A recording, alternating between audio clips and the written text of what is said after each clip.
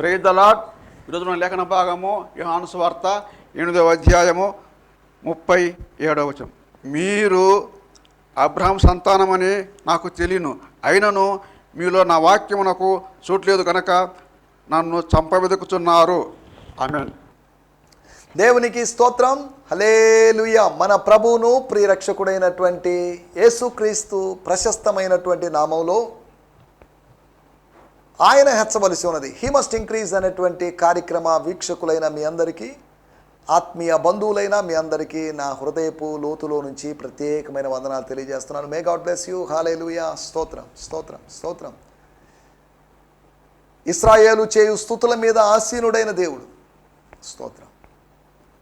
మనం చేయాలి, స్తుతులు చేయాలి, స్తుతులు అర్పించాలి. స్తుతి యాగమును అర్పించువాడు నన్ను మహిమపరుచుచున్నాడు. సణుగుడు ఉండకూడదు మనలో. ఇక no more murmurings, only praisings. స్తోత్రం. హల్లెలూయా. ఏ డినామినేషన్ అయినా సరే, ఏ సంఘమైనా,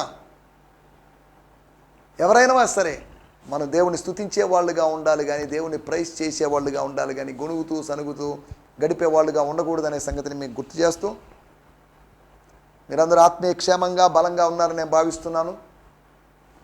దేవుని వాక్యాన్ని చదువుతూ ఆత్మీయంగా ఎదుగుదాం. గత ఎపిసోడ్లో పాపమునకు దాసులు కావడం, కొన్నిసార్లు తెలియకుండా దాసులు అవుతాం, కొన్నిసార్లు వాలంటరీగా దాసులు అవుతాం. ఏముందిలే, తప్పే ఉందిలేండి, నేను చేసే చిన్న తప్పే కదా, ఎవరు చూస్తున్నారు ఏంటి, నేను చేసే పని వల్ల ఎవరికి నష్టం లేదు కదా, మా కుటుంబ సభ్యుల్ని మేనేజ్ చేసి నేను చేసుకోగలను కదా, మా సంఘ సభ్యులు కన్ను గప్పి నేను చేయగలను కదా, ఇలా రకరకాలుగా మనిషి అనుకుంటూ ఉండొచ్చు. ఏదో ఒకరోజు మనం చేసింది బయటపడుతుంది. అప్పుడు సిగ్గుతో తలదించుకోవాల్సిన పరిస్థితి మనకు ఏర్పడుతుంది. పాపము నీ వాకిట పొంచి ఉన్నది. ఆదికాండము 4వ అధ్యాయంలో మనం చూడగలుగుతున్నాం. పాపమునకు దాసుడైన వాణ్ణి పాపము అంతం చేస్తుందని, అనగా వాడిని ఆగిపోయేటట్టు చేస్తుందని, వాడిని కొనసాగేటట్టు చేయదని, వాడిని నాశనం చేస్తుందని, దొంగలాగా దోచుకుని వాళ్ళలాగా వాడిని నాశనం చేస్తుందని మనం అర్థం చేసుకున్నాం. అంతం చేసేది. నీ జీవితంలో దేవుడు ఆరంభం చేయాలని ఆశిస్తే, పరిశుద్ధత ద్వారా, ప్రార్థన ద్వారా నీ జీవితంలో ఆరంభం జరిగితే, పాపం ద్వారా నీ జీవితంలో అంతం జరుగుతుంది. ఆరంభం బాగుంటుంది, అంతం బాగుండకపోవచ్చు. కొన్ని అంతాలు కూడా బాగుంటాయిలేండి, అది వేరే విషయం. ఆత్మ సంబంధమైన అంతం బాగుంటుంది, ఆత్మ సంబంధమైన ఆరంభం బాగుంటుంది. శరీర సంబంధంగా ఆరంభించబడి ఆత్మానుసారంగా కొంతమంది ముగిచ్చేవాడు, అది బాగానే ఉంది. కానీ ఆత్మ సంబంధంగా ఆరంభించి శరీర సంబంధంగా ముగించడం, అనగా శరీర సంబంధులుగా పరిపూర్ణులు అవ్వటం, అనగా గలతీ పత్రిక 3వ అధ్యాయం మాటల ఆధారంగా చేసుకొని చెప్పాను. స్తోత్రం. హల్లెలూయా. అంతం చేస్తుంది. జాగ్రత్త. నిన్ను లేకుండా చేస్తుంది, నేను భూమి మీద లేకుండా చేస్తుంది. అలనాడు యెజబేలు విసిరిన సవాలులాగా 450 మందిని నువ్వు లేకుండా చేసేవేమో, అలాగే రేపు ఈ పాటికి వితిన్ 24 hours, వితిన్ ఏ డే, ఒక డెడ్ లైన్, శత్రువు విధించినటువంటి, డెవిల్స్ ఏజెంట్ విధించినటువంటి డెడ్ లైన్. నువ్వు కూడా వారి లాంటి వాడిగా అవుతావు, వాడిలో ఒకడిగా అవుతావు అని మాట్లాడినప్పుడు ఆయన పరిగెత్తుకుంటూ వెళ్ళాడు, పారిపోయాడు. దేవుని పర్వతమైన హోరేబు దగ్గరికి వెళ్ళాడు. వేరే విషయాలు మనం వాటిలో కాదు. కానీ పాపము సవాలు విసిరి మనల్ని సమాధి చేస్తుంది, అంతం చేస్తుంది అనే సంగతిని, సమాప్తం చేస్తుంది మన జీవితానికి. మన ఆత్మీయ జీవితం స్థాయికి వెళ్ళనివ్వకుండా చేస్తుంది అని గత ఎపిసోడ్లో మాట్లాడుకున్నాం. రెండవదిగా, పాపం చేసేటువంటి పని ఏంటి అంటే, పాపం అధికారం కోల్పోయేలా చేస్తుంది. అధికారం కోల్పోయామనుకోండి, మనల్ని పట్టించుకునే వాళ్ళు ఎవరు ఉండరు. అధికారం ఉందనుకోండి, మన వెనకాల తిరిగే వాళ్ళు ఉంటారు. అధికారమే లేదనుకోండి, మన పరిస్థితి అంటే రాజకీయ నాయకులు లేదా మాజీ మంత్రులు, వీళ్ళ సంగతుల గురించి చెప్తున్నాను, పొలిటికల్గా మాట్లాడుతున్నాను. దేవుని బిడ్డల అధికారాన్ని కోల్పోకూడదు. పిల్లల గుటకు అధికారం దేవుడు మనకి ఇచ్చాడు. పాముల మీద, తేళ్ల మీద మనకు అధికారం ఇచ్చాడు. మనకు అధికారం ఉంది. We have authority. Believers authority ఉంది. ఆ అథారిటీని అర్థం చేసుకోవాలి. అది అర్థం చేసుకోకుండా మనం ప్రవర్తిస్తే కరెక్ట్ సమంజసం కాదు. స్తోత్రం. నీకు ఇవ్వబడిన అధికారం నీ సొంత అధికారం కాదు, నువ్వు ఎదిగినటువంటి అధికారం కాదు. దేవుడే నిన్ను తీసుకొచ్చి దేవుడు పెట్టినటువంటి ఆ సింహాసనపు స్థాయి అది, నాయకత్వపు స్థాయి అది. స్తోత్రం. హల్లెలూయా. అధికారం కోల్పోయేలా చేస్తుంది, స్వేచ్ఛ లేకుండా చేస్తుంది పాపం. మూడవదిగా మనం ఆలోచించిన విషయము అప్పగించబడేటువంటి అనుభవం. పాపం చేశాం, దేనికో మనల్ని మనం అమ్ముడు పోయినటువంటి అనుభవం. తనను తాను అమ్ముకున్నటువంటి భ్రష్టుడు అని ఆహాబును గురించి రాయబడింది. పాపానికి అమ్ముడు పోతున్నాడు, మద్యానికి అమ్ముడు పోతున్నాడు, మొబైల్స్ ద్వారా ఇంటర్నెట్స్ ద్వారా వేరువేరు కార్యకలాపాలకి మనిషి అమ్ముడు పోతున్నాడు, సోల్డ్ అవుట్ అవుతున్నాడు. ఎంత విచారకరమైన విషయం. స్తోత్రం. రెండో విషయం మనం ఆలోచిస్తున్నట్టు విషయం అధికారం కోల్పోవడం. మూడో విషయం మనం అప్పగించబడ్డం. ఇది ఒకవైపు జరిగిన విషయం అయితే, నా పాత జీవితంలో, నా ప్రాచీన జీవితంలో, నా బీసీ లైఫ్లో అనగా బిఫోర్ క్రైస్ట్ లైఫ్లో, క్రీస్తుకు పూర్వపు జీవితంలో జరిగిన సంఘటన అయితే, నేను క్రీస్తులోకి వచ్చిన తర్వాత నీతికి సాధనములుగా నా అవయవములను నేను అప్పగించుకుంటున్నాను. నా బాడీని, నా హ్యాండ్స్ని, నా లెగ్స్ని, నాకు కలిగిన సమస్తాన్ని సజీవ యాగముగా నేను సమర్పించుకుంటూ ఉన్నాను. స్తోత్రం. సమర్పించుకోవాలి. స్తోత్రం. హల్లెలూయా. తర్వాత నాలుగవదిగా పాపము మన మీద పెత్తనం చేస్తుంది, పాపం మన మీద ప్రభుత్వం చేస్తుంది, పాపం మనల్ని ఏలుతుంది, పాపానికి మన మీద వాంఛ కలుగుతుంది. స్తోత్రం. 2 పేతురు పత్రిక 2వ అధ్యాయంలో మనము దేని చేత జయించబడతామో దానికి దాసులమవుతాం. దాసులమైనట్టే. మనము జయించాలి కానీ దేని చేత జయించబడకూడదు. మద్యమో లేకపోతే టీవీనో సీరియలో సినిమానో ఇంకా ఏదో మన మీద యజమానుడిగా మారడానికి వీలు, మనకు దాసుడిగా మారినా పర్లేదు, మనం దానికి దాసుడిగా మారకూడదు, దానికి దాసోహం కాకూడదు. ఇవి మనం గత ఎపిసోడ్లో ఆలోచించిన విషయాలు. రండి, మన సమయం లేదు కనుక యోహాను సువార్త 8వ అధ్యాయము 37వ వచనము. Gospel according to John 8th chapter. మీరు అబ్రహాం సంతానమని నాకు తెలియను, అయినను మీలో నా వాక్యమునకు చోటు లేదు కనుక నన్ను చంపవెతుకుతున్నారు. దేవుని స్తోత్రం. 37వ వచనం చదువుతున్నాం. I know you are descendants of Abraham. I know your history, I know your background, I know your father. స్తోత్రం. But here you are plotting to murder me because you do not welcome my voice into your life. మీలో నా వాక్యానికి, సత్యవాక్యానికి, స్వార్థకి, సత్యముకు చోటు లేదు. ఎందుకు లేదు, ఏంటి అనే దాని గురించి అంటే, but here you are plotting to murder me. నన్ను చంపాలనుకుంటున్నారు, హత్య చేయాలనుకుంటున్నారు. నరహత్య చేయకూడదు అని మీ ధర్మశాస్త్రములో ఉన్నప్పటికీ కూడా నిర్దోషినైన నన్ను చంపాలనుకుంటారు. What is this? This is too much. You are plotting to murder me because you do not welcome my voice into. మీ జీవితాల్లోకి నా స్వరాన్ని మీరు స్వాగతించలేదు. సృష్టికర్త స్వరాన్ని జీవితాల్లోకి స్వాగతించకపోతే, ఆహ్వానించకపోతే, అంగీకరించకపోతే, అనుమతించకపోతే, స్తోత్రం. హల్లెలూయా. మనం ఆలోచిస్తున్నట్టు విషయాలు టీపీటీలోంచి కూడా నేను చదివి వినిపిస్తాను. దేవునికి స్తోత్రం. హల్లెలూయా. స్తోత్రం. ఈ బైబిల్స్ లేకపోతే టీపీటీ ది వాయిస్ అనేటువంటి బైబిల్స్ మీ దగ్గర ఉన్నాయా అని కొంతమంది వ్యూవర్స్ నన్ను అడుగుతున్నారు. నా దగ్గర లేవు, మీరు ఆన్లైన్లో ఆర్డర్ ఇచ్చుకోవాల్సిందే. ఈ మధ్యకాలంలో నేను ఎవ్రీడే ఫైర్ అనేటువంటి పుస్తకాన్ని, రైన్హార్డ్ బోంకే గారి అనుదిన ధ్యాన పుస్తకాన్ని తెప్పించుకున్నాను. దాన్ని వాట్సాప్ స్టేటస్లో పెట్టేసరికి కొంతమంది ఇది ఎంత అవుతుంది, మీ దగ్గర ఉంటే ఒక కాపీ పంపించండి అన్నారు. నా దగ్గర లేదు, నేను ఆన్లైన్లో ఆర్డర్ చేశాను. ఆన్లైన్లో సుమారు 1400 రూపాయలు అవుతుంది ఆ పుస్తకం. మంచి పుస్తకం. అనుదిన ధ్యాన, డైలీ బ్రెడ్, రైన్హార్డ్ బోంకే గారి పుస్తకం. సరే, దేవునికి స్తోత్రం. హల్లెలూయా.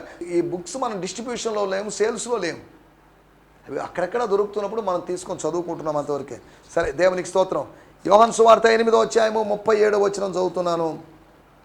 37వ వచనంలో ఇలా, even though you are descendants of Abraham, మీరు అబ్రహాము సంతానం అయినప్పటికీ, సంతానం అయితే నాకేంటి, సో వాట్, అయితే ఏంటి, even though you are descendants of Abraham you desire to kill me. స్తోత్రం. Why? Because the message I bring has not found a home in your hearts. మీ హృదయాలలో, మీ హృదయాలు ఖాళీగా ఉండకపోవడాన్ని బట్టి, మీ హృదయాలు నిండుగా ఉండడాన్ని బట్టి, మీ హృదయాలలో, స్తోత్రం, ఐ బ్రింగ్ ద మెసేజ్, నేను తీసుకొచ్చిన ఈ సందేశం, నేను తీసుకొచ్చిన ఈ వచనము, నేను తీసుకొచ్చిన ఈ ప్రవచనము, not found a home in your hearts, మీ హృదయాలలో దానికి చోటు లేదు, తత్రంలో స్థలం లేదు. కాబట్టి పశువుల శాలలో చోటు లేదు, సత్రంలో చోటు లేదు. యేసు ప్రభు పుట్టిన శిశువు అయినట్టు యేసుకి దాంట్లోకి మనం ఇప్పుడు వెళ్ళలేదు. ఇప్పుడు ఆ రోజుల్లో వాక్యము నరావతారి అయి శరీరధారిగా వచ్చినప్పుడు చోటు లేదు. ఇప్పుడు వాక్యమే వాక్యాన్ని బోధించిన, వాక్యములో నుంచి వచ్చిన వాక్యానికి, వాక్యమును పేరు కలిగిన వానికి చోటు లేదు. వాక్యం ఉంటే వాక్యం మీతో మాట్లాడుండేది. మీ హృదయం అంతా దేనితోనో నిండిపోయింది. మీ హృదయం అంతా నిండిపోయి దేనితోనో పొంగి పొర్లుతుంది. మీ హృదయము, your cup is running over, overflow ఎక్స్పీరియన్స్లో ఉన్నారు. బాగానే ఉంది. మన టైటిల్ నిండినటువంటి హృదయం, ఖాళీ హృదయం కాదు. ఖాళీ హృదయాలు కూడా కొన్ని ఉన్నాయి, కానీ నిండిన హృదయం. సోమవారం నుంచి శనివారం దాకా లోకంలో ఉంటున్నప్పుడు, మన సొంత కార్యకలాపాల్లో ఉంటున్నప్పుడు, మన సొంత పనుల్లో ఉన్నప్పుడు, వేరువేరు వాటితో నింపబడుతున్న మన హృదయం దేనితో నిండుకుంటుంది? మరియమ్మ హృదయము ఆ కాపరులు చెప్పినటువంటి మాటలతో నిండుకుంది. ఆ మాటలన్నిటి తన హృదయంలో భద్రపరుచుకుంది. సిమియోను చెప్పిన మాటలు భద్రపరుచుకుంది.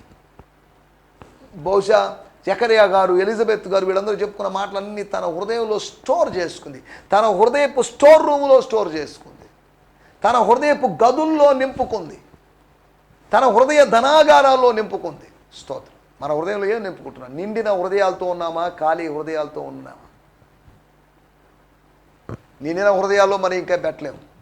ఫుల్ అయినప్పుడు దాంట్లో మనం ఏం పెట్టలేము. ఒక బాటిల్ తీసుకున్న బాటిల్ ఫుల్గా ఉంది, దాంట్లో మనం ఏం పోయలేము. 6 రాతి బాణాలు ఫుల్గా ఉన్నాయి, ఇంకేం పోయలేము. ఇక లేవా పాత్ర అన్నప్పుడు లేవన్నారు. పాత్రలన్నింటిలో పోసినప్పుడు ఇక పాత్రలు లేవు అన్నప్పుడు నూనె ఆగిపోయింది. స్తోత్రం. నువ్వు ఫుల్గా లోకం చేత, మతము చేత, మతపు ఆలోచనల చేత, మత భావనల చేత నిండి ఉంటే, నువ్వు నీ సొంత ఐడియాస్తో, ఫిలాసఫీస్తో, సైకాలజీస్తో, థియాలజీస్తో నిండి ఉంటే, ఇక దేవుని వాక్యానికి, ఫ్రెష్ రివిలేషన్కి, తాజా ప్రత్యక్షతకి అవకాశం లేదు.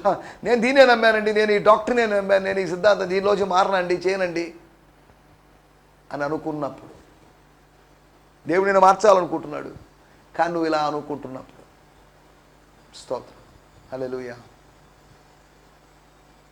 నింపబడిన హృదయంలోకి మరి ఏమీ నింపేటువంటి అవకాశం లేదు.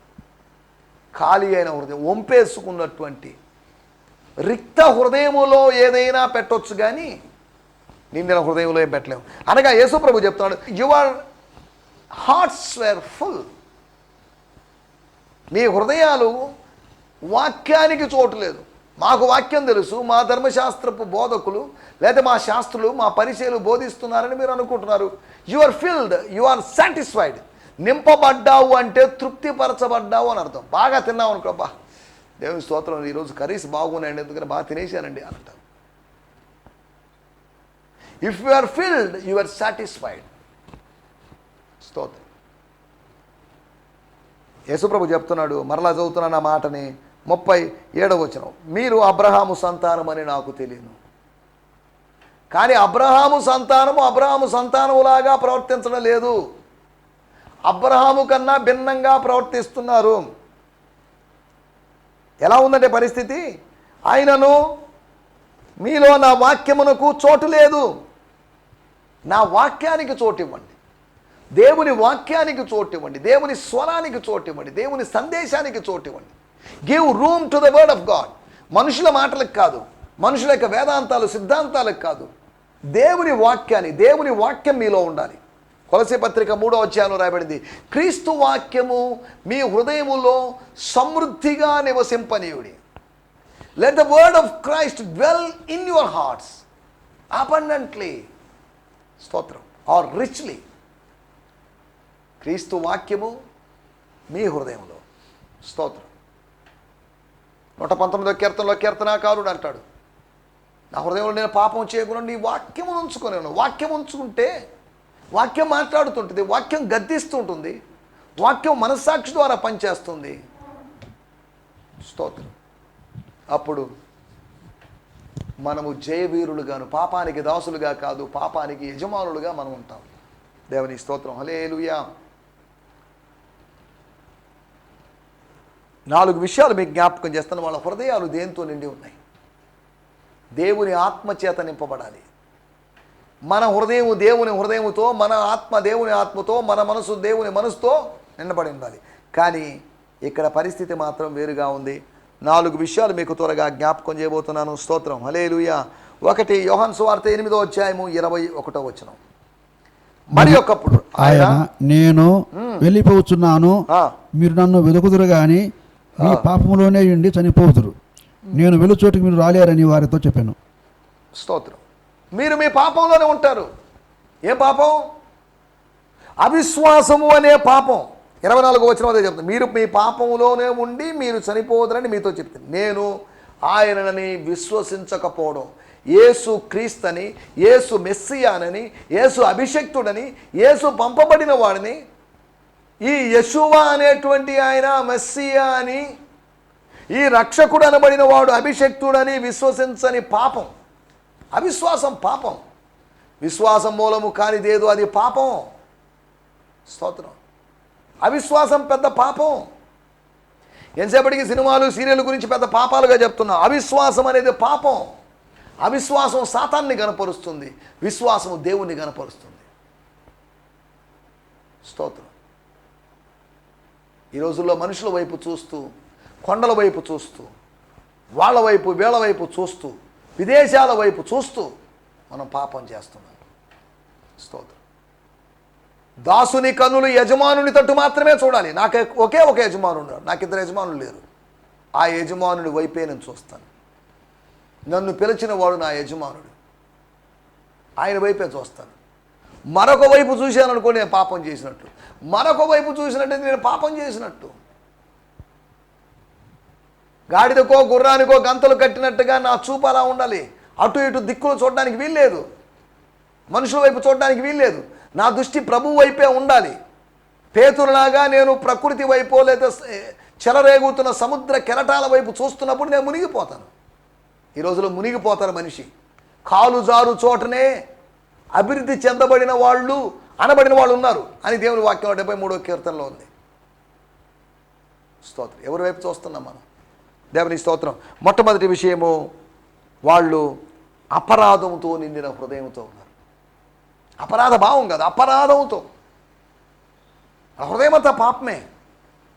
స్తోత్రం. పాపపు ఆలోచనలే. 1 అపరాధముతో నిండిన హృదయం. Their hearts were fill with transgressions. అవిశ్వాసము అనేటువంటి పాపంతో నిండినటువంటి హృదయం. విశ్వాసము లేనటువంటి దుష్ట హృదయము అని రాయబడింది. విశ్వాసం లేనోడికి దుష్ట హృదయం ఉంటుంది. దేవుని వైపు చూడకుండా మనిషి వైపు చూసేవాడిలో వాడిని దుష్టుడని దేవుని వాక్యం చెప్తుంది. వానికి దుష్ట హృదయం ఉంది. దుష్ట హృదయంలోంచి మంచి హృదయపు అనుభవంలోకి రావాలి. స్తోత్రం. హల్లెలూయా. విశ్వాసాన్ని పెంచుకోవాలి. వయసు పెరిగే కొద్దీ విశ్వాసాన్ని పెంచుకోవాలి. రోజులు గడిచే కొద్దీ విశ్వాసాన్ని పెంచుకోవాలి. మనిషి మీద కదా నా విశ్వాసం, దేవుని మీద. Faith on God. స్తోత్రం. హల్లెలూయా. అందుకని రాయబడింది. స్తోత్రం. అక్కడ రాయబడిన మాట, మీ విశ్వాసము మనుషుల జ్ఞానమును ఆధారము చేసుకొనక మనుషుల జ్ఞానాన్ని వాడేదో చెప్పాడు, ఈడేదో చెప్పాడు, నేను ఇలా అనుకుంటున్నానే దాని మీద ఆధారం చేసుకొనక దేవుని శక్తిని ఆధారము చేసుకొని ఉండవలను. మీ విశ్వాసం దేన్నంట? మనుషుల జ్ఞానం కాదు, మనుషుల యొక్క వేదాంతాలు, సిద్ధాంతాలు, దేవశాస్త్రాలను అనుసరించి కాదు. స్తోత్రం. దేవుని శక్తిని ఆధారము చేసుకునేవాడు. ఇది ట్రూ ఫెయిత్, ఇది బిబ్లికల్ ఫెయిత్. స్తోత్రం. రెండో విషయాన్ని నేను మీకు జ్ఞాపకం చేస్తున్నాను. చదువుదాం. యోహాను సువార్త 8వ అధ్యాయము 33వ వచనం. వారు, మేము అబ్రహాము సంతానము, మేము ఎన్నడను ఎవనికి దాసులమై ఉండలేదే, మీరు స్వతంత్రులుగా చేయబడుతున్నారని ఎలా చెబుతున్నారు? బోధకుడా, ఏంటిది? మమ్మల్ని ఆ స్త్రీ మీద రాళ్ళు వేయకుండా ఆపేసావు, మళ్ళీ ఇక్కడికి వచ్చి నిందలు వేస్తున్నావు. యోహాను కూడా ఇదే పని చేశాడు. సర్ప సంతానమా అని అన్నాడు, ఏదో వచ్చాడు, సరే బాప్తిజం తీసుకున్న తర్వాత వదిలిపెట్టాడంటే మళ్ళీ వదిలిపెట్టలేదు. మళ్ళీ అంటున్నాడు, మారు మనసు తగిన ఫలాలు ఫలించకపోతే స్తోత్రం కొట్టివేయబడతారు, నరికివేయబడతారు అంటున్నాడు. బాప్తిజానికి ముందు తిట్టాడు, బాప్తిజం తర్వాత తిట్టాడు, బాప్తిజాన్ని ముందు గద్దించాడు, తర్వాత గద్దిస్తున్నాడు. కఠినమైన బోధ. స్తోత్రం. రాజీ పడని బోధ, కాంప్రమైజ్ కానటువంటి వర్డ్. స్తోత్రం. హల్లెలూయా. ఇక్కడ రాయబడిన మాటలు, వారు అంటే ఎవరు? తనను నమ్మిన యూదులు. 31వ వచనం. అనగా అప్పుడే విశ్వాసం ఎవరిలో మొలకెత్తిందో, అప్పుడే విశ్వాసం ఎవరిలో పుట్టిందో, అనగా విన్నటువంటి యూదులు విశ్వసించారు. విశ్వసించిన యూదులు ఇప్పుడు స్టార్టింగ్లోనే, ఆదిలోనే హంసపాదు అన్నట్టుగా ఆదిలోనే అభ్యంతరపడ్డారు. స్తోత్రం. హల్లెలూయా. రెండోది, అభ్యంతరముతో నిండినటువంటి హృదయం. The heart full of objections. స్తోత్రం. హృదయం అంతా అభ్యంతరం. ఏంటిది? ఎలా మాట్లాడుతున్నాడు, ఇలా మాట్లాడుతున్నాడు. నేను అప్పుడప్పుడు చెప్తున్నట్టుగా కోడి గుడ్డు మీద ఈకలు పీకేటువంటి స్వభావం కొంతమందికి ఉంటుంది. కోడి గుడ్డు మీద ఈకలు ఉండవులేండి, కానీ లేని వాటిని కూడా పీకాలనే ప్రయత్నం. ఏసన్న గారు ఇలా చెప్తుండేవాడు, ఒక రాత్రి చీకటి గదులు నల్ల పిల్లి కోసం వెతికేటువంటి ప్రయత్నం లాంటిదట. ఈరోజులో ఫిలాసఫర్లు అవి ఇలా చేస్తున్నారు. లేని వాటి కోసం, బైబిల్లో లేని వాటి కోసం ఏదో తాపత్రయపడి, ఏదో మర్మాలని, అదని ఇదని విచిత్రమైనటువంటి బోధల మధ్యలో మనం ఉన్నాం. సరే, ఏదేమైనప్పటికీ రెండో విషయాన్ని, అభ్యంతరముతో నిండిన హృదయం. ఒకటి అపరాధముతో నిండిన హృదయము, యూదుల హృదయము. రెండోది అభ్యంతరముతో నిండిన, వాళ్ళు అభ్యంతరపడ్డారు, అఫెండ్ అయ్యారు వాళ్ళు. ఇది కఠినమైన బోధ అని సనుక్కున్న సందర్భాలు శిష్యుల విషయంలో కూడా కనిపిస్తుంది మనకు. యోహాను సువార్త 6వ అధ్యాయం దాంట్లోకి వెళ్ళలేదు. మూడో విషయం, యోహాను సువార్త 8వ అధ్యాయము 37వ వచనం మన మూలవాక్యము. ఆయనను మీలో నా వాక్యమునకు, నా వాక్యం యేసు వాక్యానికి. అపోస్తలుడైన పౌలు రోమీయులకు రాసిన పత్రిక 2వ అధ్యాయంలో నా సువార్త అన్నాడు. ఆయన ప్రకటించిన సువార్త. స్తోత్రం, స్తోత్రం. ఇక్కడ రాయబడిన మాట, మీరు నన్ను వెదకుచున్నారు. ఆలోచన అంతా ఎప్పుడెప్పుడు సంహరించాలా, ఎప్పుడెప్పుడు పట్టుకోవాలా, ఎప్పుడెప్పుడు ప్రతీకారం తీర్చుకోవాలని దుష్ట ఆలోచనలో ఉన్నారు. ఆయన ఎందుకు పట్టుకోవడం? ఆయన చెప్పింది వింటే వింటాం, లేకపోతే లేదు. మనకిష్టమైతే అంగీకరిస్తాం, లేకపోతే లేదు. ఆ మాత్రం దానికి ఆయన మీద దాడులు చేయడం ఏంటి, చంపాలనుకోవడం ఏంటి? దిస్ ఇస్ టూ మచ్ అని ఎవడు అనుకోవడం లేదు. స్తోత్రం. హల్లెలూయా. మనం ఆలోచిస్తున్నట్టు విషయం. స్తోత్రం, స్తోత్రం. మూడో విషయము, ఆలోచనలతో నిండినటువంటి మనుష్య హృదయంలో అనేకమైన ఆలోచనలు పడతాయి, 1-2 కాదు. కానీ యెహోవా యొక్క తీర్మానమే స్థిరం. ఎన్ని తలచినా, ఏది అడిగినా జరిగేది నీ చిత్తమే. దైవ చిత్తం జరుగుతుంది. తాను ఒకటి తలిస్తే దేవుడు ఒకటి తలుస్తాడని సామెత. Man proposes and God disposes. నీ చిత్తం కాదు దేవుని చిత్తం, నా చిత్తం కాదు నీ చిత్తం అని చెప్పగలిగినట్టు ప్రార్థన చేయగలిగిన ప్రార్థన. స్తోత్రం. ఆలోచనలతో నిండుకొని ఉన్నది. ఒకటి, అపరాధంతో నిండిన హృదయంతో ఉన్నారు. రెండోది అభ్యంతరంతో నిండిన హృదయంతో ఉన్నారు. మూడోది ఆలోచనలతో, దుష్ట ఆలోచనలతో, కపటోపాయములు, చెడు ఆలోచనలు, దాంతో నిండిన హృదయంతో ఉన్నారు. ఆయన వెదకుచున్నారు. వాళ్ళ ముందున్నాడు కానీ వెతుకుతున్నారు, తప్పిపోయినట్టుగా వెతుకుతున్నారు. స్తోత్రం. హల్లెలూయా. 4వ విషయం చెప్పి ముగించేస్తాను. యోహాను సువార్త 8వ అధ్యాయము 48వ వచనం. అందుకు యూదులు నీవు సమరయుడవును దైవం పట్టిన వాడవును అని మేము చెప్పు మాట సరియే కదా అని ఆయనతో చెప్పగా, నీవు సమరయుడును దెయ్యం పట్టిన వాడు అని మేము చెప్పిన మాట సరికాదు, అది పొరపాటు అయిపోయింది, పొరపాటుగా అనుకున్నామని కాదు.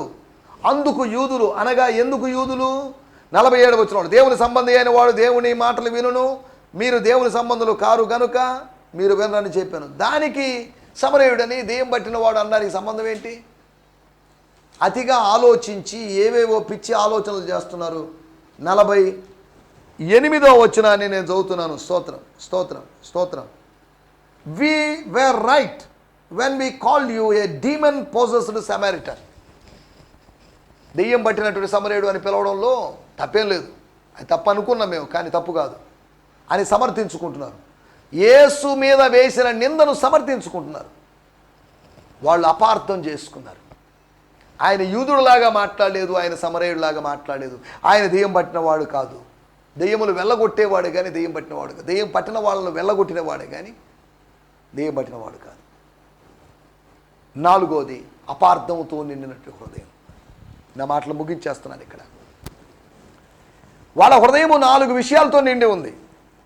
మార్కు సువార్త 7వ అధ్యాయంలో అనేది మన హృదయంలోంచి కొన్ని బయటికి వెళ్తాయి, కొన్ని లోపలికి వస్తాయి, కొన్ని బయటికి వెళ్తాయి.